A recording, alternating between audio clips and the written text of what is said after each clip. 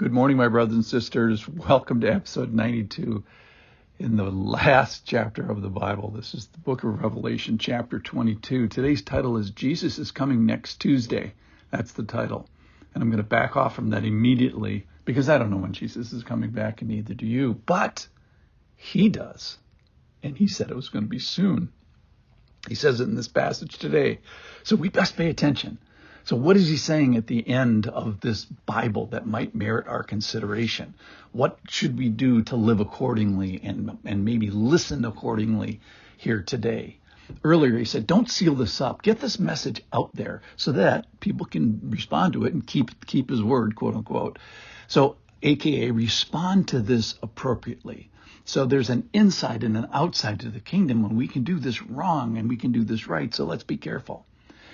If you have one of those Bibles, which is a red letter Bible, quote unquote, the words of Jesus are in red. Well, here in the book of Revelation, there's lots that's in red. When we have the revelation of the Bible, the Old Testament and the New Testament is going to close here.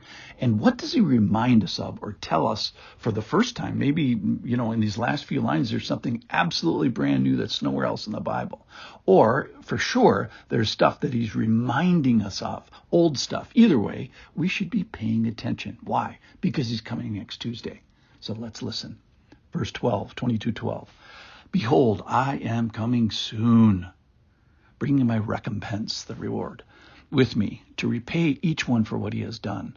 I am the Alpha and the Omega, the first and the last, the beginning and the end. Blessed are those who wash their robes, so that they may have the right to the tree of life and that they may enter by the city gates. So that we did all that yesterday.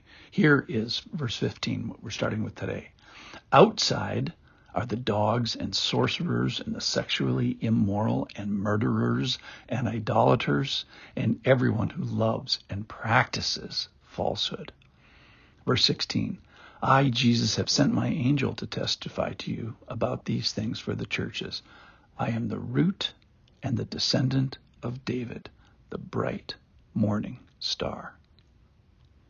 Okay, so the first thing he says is, I am coming soon. Actually, it's the third time he's going to say this in chapter 22 alone. So this must be really important. So when is the coming soon part? Well, either it's soon as far as my lifetime. It reminds me of a story. We went to visit a relative in a nursing home, and she is in a wheelchair. Of course, everybody's in the wheelchair in a place like this.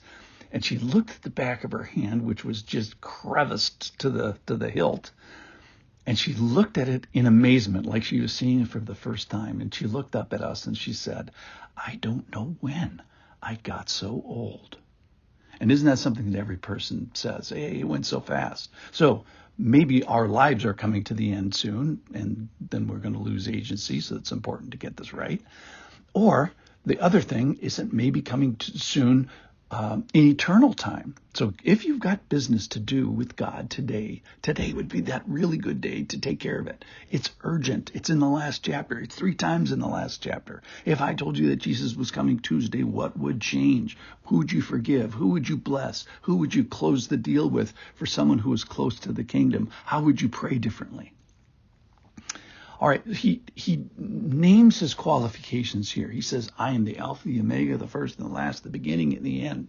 He was here at the beginning. He wasn't created. He's not just a nice guy, great moral teacher. He is deity. He is God. He is the key element in the New Testament and in the Old Testament. So one thing that impresses me in this last chapter of the Bible is God does not shy away from majesty on the last page. And I think it is perfectly appropriate, a response to leave this page with our mouths agape, with nothing to say, speechless and in awe and humbled by his majesty. One of the things he says is there's exclusivity, that there are those who are in and there are those who are out. And be the person that's in. That's a charge for today. So receive and believe and request him and worship him. So how do you know?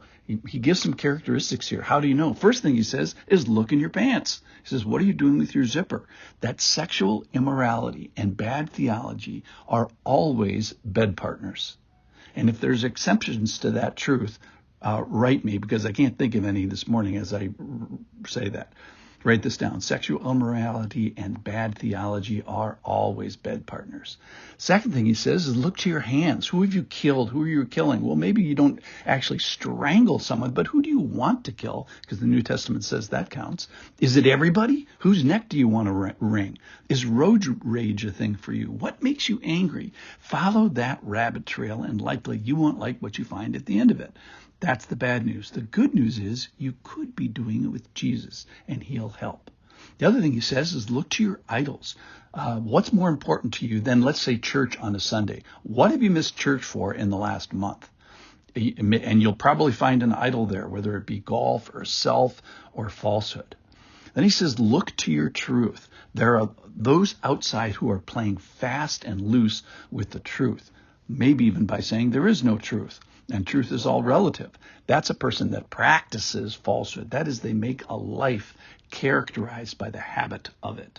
So my first impression is if you live such a life, you should be ashamed of it. At least have the decency to be ashamed. And since about 1979, in my humble opinion, we've lost shame. And here we find a group of people that love it. And they know it, and they literally can fly the flag of falsehood boldly. Romans 1 says about bad people doing bad things, they not only do them, but they give approval to those who practice them. So we've lost our shame. Lord, please give us this back. Then Jesus says, Jesus, this is his revelation. This is the revelation of himself. So he owns the revelation. He's the source of it, whether it came from an angel or Jesus himself. Jesus is literally quoted here. Either he is quoted reliably or unreliably. If it's unreliable, we should throw the whole thing out. Or if it is reliable, if this really is the revelation of Jesus, then what should I do? What should I do if these 22 chapters are actually true? What if this invisible podcaster has been yammering for 92 mornings about something that's real and true and accurate? Well, we should be undone. We should be upside down. We should be a believer. We should be disturbed. Think of this to be reassured. He is the object also. Not only he owns the revelation, but he's the object of the revelation. So let's be comforted. He's done great work. He's the sacrifice. He's got death. He's got evil. He's got life. Let's worship him. Why? Because he's coming back next Tuesday. Thanks for listening.